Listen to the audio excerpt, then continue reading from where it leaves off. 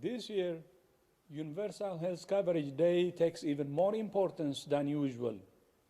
2020 has reminded us that health is the most precious commodity on earth and the foundation of social, economic, and political stability. We have lost more than 1.5 million of our brothers and sisters to COVID-19, but millions more have suffered and died as a result of disruption to essential health services.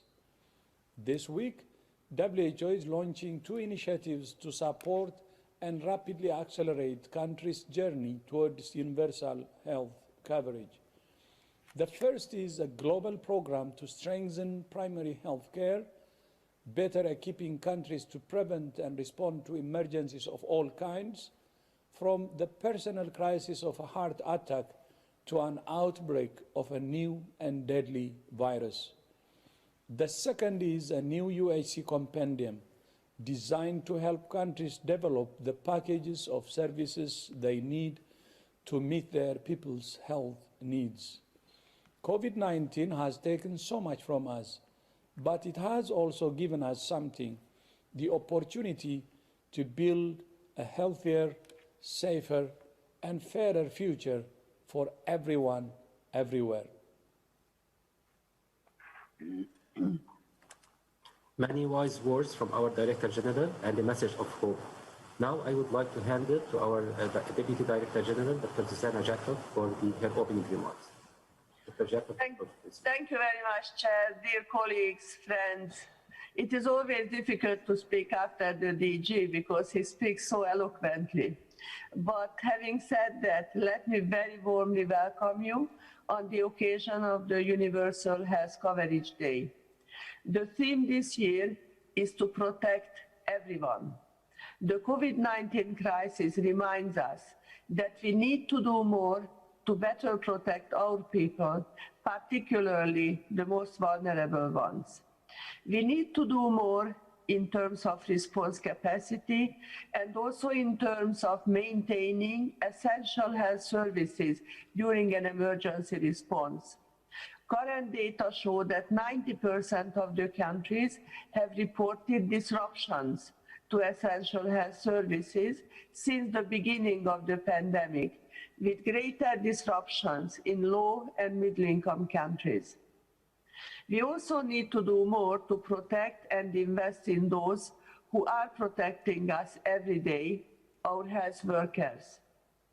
Health workers around the world have faced extreme challenges, such as lack of adequate personal protective equipment, increased stress, infection, isolation, social discrimination, and attacks, and dual responsibility to care for friends and family members. They need proper equipment, training, and resources, a safe and dignified workplace, and decent pay. The challenges faced by COVID-19 have affected all the countries, whether higher income or lower income. But in particular, there are still many low-income and fragile countries that do not have the basic foundations needed to provide quality health services to their people. They lack adequate infrastructure, equipment, water, and electricity, and they face critical shortages of health workers, particularly in remote and hard-to-reach areas. In these settings, protecting everyone remains extremely challenging unless massive investments take place. It is our call to accelerate international support in those countries with weak health systems, most often facing protracted emergency situations, to make UHC and health security a reality by 2030. Protecting everyone is more than an essential public function. It is an essential public duty at national and global levels. It should not be influenced by private interests or politics, and it requires international solidarity. Today, 3 countries will share their experiences on how they have continued on their path towards universal health coverage by reprogramming their activities to respond to emerging needs of COVID-19. They will highlight that a crisis can be catalytic for progress. This session is also an opportunity to hear about the new WHO flagship program on primary health care, a central approach to health system efforts to build back better. And finally, this week, we also launched phase 1 of the UHC Compendium, an innovative and powerful new suite of tools designed to help countries choose and coordinate the health services that best fit for their needs. Package development is a key mechanism to advance universal health coverage. The compendium is the first resource specifically designed to help countries develop packages that support integrated service delivery.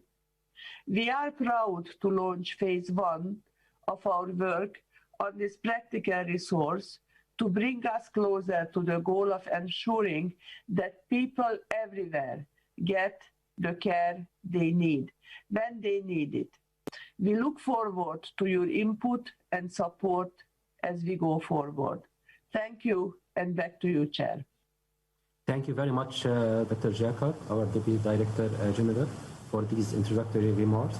We need to protect everyone. We need to protect our health workforce, and the crisis is a catalyst for many opportunities.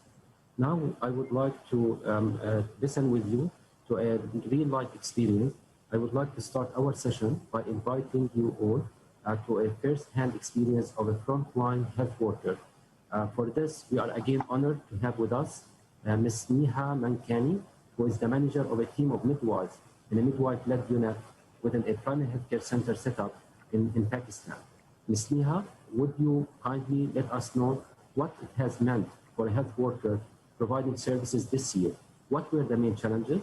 And as a health worker, could you please tell us your personal experience during the COVID-19 response? What were the challenges, and how did you manage to address the needs of COVID-19 patients? To what extent were you able to provide all the other services that are usually